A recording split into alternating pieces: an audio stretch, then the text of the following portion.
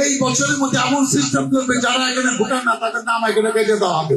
দেখেন নাই আপনারা এখানে ইলেকশনের সময় মানে জাল ভোট করার জন্য পায়তারা করবেন, অন্য জেলা থেকে লোক ভাড়া করে আনবেন, অস্ত্র ভাড়া করে নিয়ে আসবেন।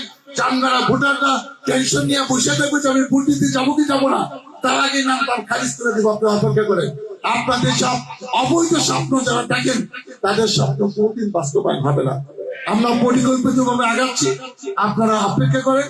3-4 মাস পরে বুঝবেন যে যারা যারা স্বপ্ন দেখতেছে কত কিছু বলে, এমপি সাহেব বললে কি আঙুলকে কিছুই পাবে না।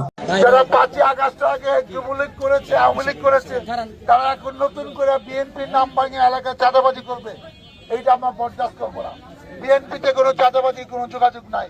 এরা রাস্তায় রাতের বেলা মাদক ব্যবসা করে, এরাই আপনাদের বেইজ্জতি করে, এরাই আপনাদের মোবাইল ছিনতাই করে, এরাই আপনাদের রাতের বেলা টাকা পয়সা নিয়ে যায়। আমি এই 4-5 জনকে চিহ্নিত করেছি, আরো যারা আছে আমার কাছে নাম দেন। আমার নাম্বার 01722222208। এইটা আমার বিকাশ নাম্বার, এটা আমার মোবাইল নাম্বার, আমাকে হোয়াটসঅ্যাপ নাম্বার। আমাকে আপনি এটা নাম্বার পাঠিয়ে দেন যে কারা এইসব কাজ করে। একে ধরেছি, এরা যাতে 3 মাস 4 মাস 6 মাসের জামিন না পায়, এটা আমি সেইটা দেখবো ইনশাল্লাহ। প্রশাসন কিভাবে, পুলিশ কিভাবে কাজ করে। আর যারা আছে এদেরকে খুঁজে বাই করেন, এদের এলাকায় ধরলে এটা ধৈর্য পুলিশের হাতে দিয়ে দেবেন। আপনি আজকে যেরকম ধৈর্য আটক রাখছেন, আমি আসছি, আবার আমাকে ফোন দিবেন, ধৈর্য আটক করেন, আমি এসে নিয়ে যাব পুলিশের সহায়তা। আমি এটা শান্তি নরসিংপুর, শান্তি মানিকগঞ্জ পড়া দেখতে চাই। আপনারা কষ্ট করে টাকা উপার্জন করেন, এইসব সন্ত্রাস চাঁদাবাজিদের টাকা দেওয়ার জন্য না। এটা কষ্টের টাকা।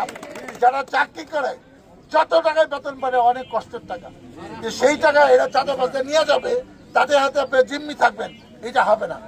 আমি নির্বাচনের আগে এবং নির্বাচনের সময় প্রতিশ্রুতি দিয়েছি, মাদক সন্ত্রাস চাঁদাবাজিদের জায়গা সাবা আশিলাতে হবে না।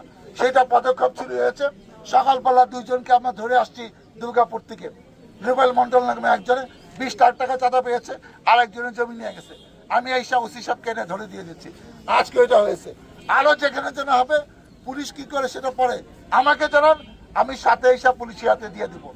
এই ব্যাপারে কোনো ছাড় নাই, কারণ ঈদের আগে এইসব আইন শৃঙ্খলা অবনীত হবে, রাস্তাঘাটে ছিনতাই হবে। আপনারা একটু চোখ কান খুলে চলেন। আমি 100 দিনের কর্মসূচি দিয়েছি, এর আগেই এই চাঁদাবাজ সন্ত্রাস নির্মূল করতে পারবো। আমি আপনাদের দোয়া চাই, সহযোগিতা চাই, আপনারা আমার পাশে থাকবেন, এটি আমার প্রত্যাশা। আল্লাহ হাফেজ, বাংলাদেশ জিন্দাবাদ।